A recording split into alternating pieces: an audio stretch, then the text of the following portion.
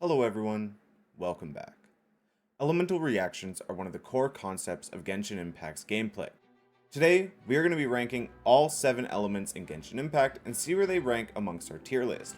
We are going to have S, A, B, C, and D tiers today to go through, with D being the worst and S being the best element.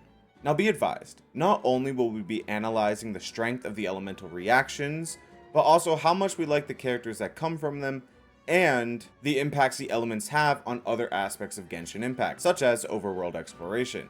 This tier list is completely opinionated, so if you have a different opinion, leave yours down below and let me know what you guys think is the best element in Genshin Impact. Now let's get right into the video. Starting off at D tier, we have to talk about Geo. Now Geo I would consider to be the worst element in Genshin Impact, not only because it has the least amount of characters, but Geo isn't really strong against any of the other elements. It's only good against itself. The one benefit I would say Geo characters have in Genshin Impact is the pillars that they could offer you for overworld exploration, but I believe there's other elements that can help overworld exploration a lot more than Geo characters. Another downside to Geo characters is a lot of the time the best way to run Geo is mono Geo, which means having 3 or 4 Geo characters with 1 off support potentially. And that's just, in my opinion, not the funnest way to play Genshin Impact. I know it can be interesting getting high numbers off of Ito and a strong shield from Zhongli, but it's just not my playstyle, and so I would rank Geo at the bottom of the elements. Following Geo, going into C tier, we have Dendro. Now this might be a bit of a hot take, as we know Dendro is one of the strongest elements combat-wise in Genshin Impact, especially when synergized with Hydro, but I believe the issue with Dendro is that it is extremely locked behind one character, that character being Nahida. Nahida has the best Dendro application of any unit in the game, and some of the best elemental application of any unit in the game. And so I feel she overshadows a lot of the other Dendro characters, and that they don't get their chances to shine in the meta, and thus I would put Dendro this low on the tier list. I believe in overworld exploration, Dendro doesn't have a lot to offer except for puzzles in Sumeru, which of course is the largest region we have right now, so you could argue it can go higher on the list because of that. But otherwise, I just think Dendro is overclassed by one specific unit, and therefore I couldn't rank it any higher on this list because the other units aren't as great as Nahida, and I don't believe we'll ever get a Dendro applicator as good as the Archon. Now entering B tier, above Geo and Dendro, we start to enter a place where I feel like Electro, Cryo, Hydro, and Pyro can almost go any way.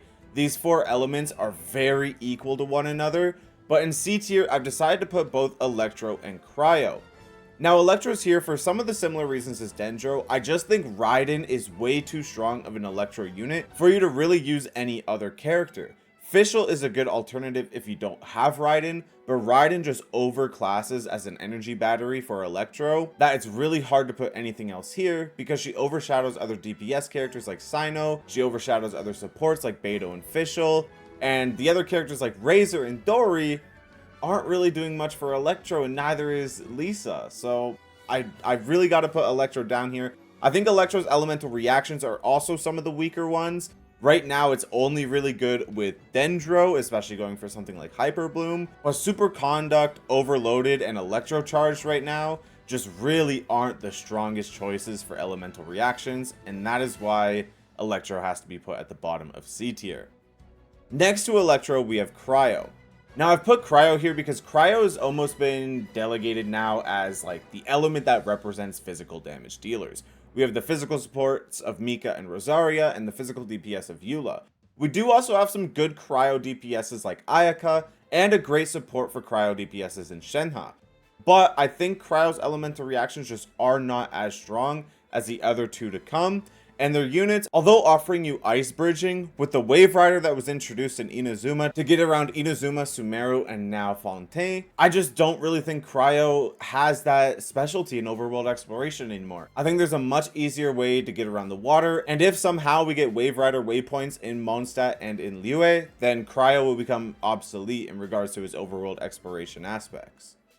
Now we enter A tier, and the elements I've decided to put here are Hydro and Pyro. Now, it's also really hard to rank which one of these elements is better than the other, as I feel like not only do they have an almost perfect synergy with each other through Vaporize, but they also offer some of the best support units in the game. Hydro offers Yelan and Xingqiu, where Pyro offers Bennett and Xiangling. It's difficult to decide which of these ends up taking the top of A tier and which one takes second place, but I'm gonna have to give Pyro first over Hydro, mainly because Pyro's used a lot more in overworld exploration, especially for those little small puzzles. This is the reason why, those little small chests that you have to burn the vines around or burn through a wall in like one of your daily escorts or anything like that. That is the only reason I could put Pyro above Hydro. Otherwise, I think these two elements are just on par with one another. Hydro is great for the HP bonus. It has some of the best healers in the game with Kokomi, but Pyro just, it has that slight edge. Because even the characters, I like all the Pyro and Hydro characters evenly. I love Yelan, I love Tartaglia, but I also love Bennett and I love Diluc.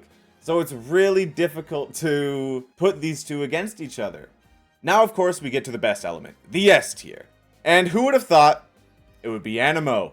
I've ranked Anemo the highest, not only because it has some of my favorite characters in the game in Coswell, Wanderer, and Xiao, but although not having the strongest elemental reaction like Vaporize or something like Hyper Bloom or just regular Bloom, Anemo can work with every single element except Geo.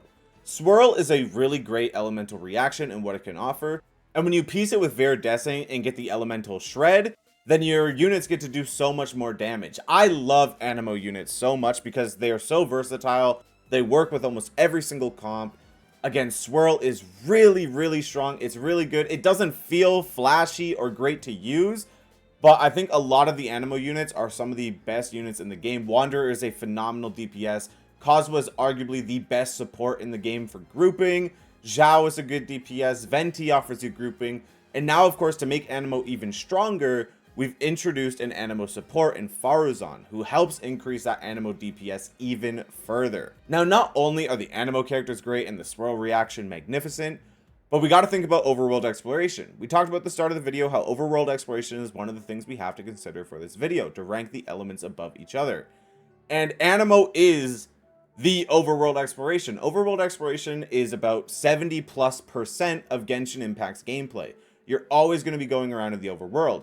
And Anemo characters a lot of the times offer you stamina buffs in regards to less stamina used when climbing or less stamina used when sprinting.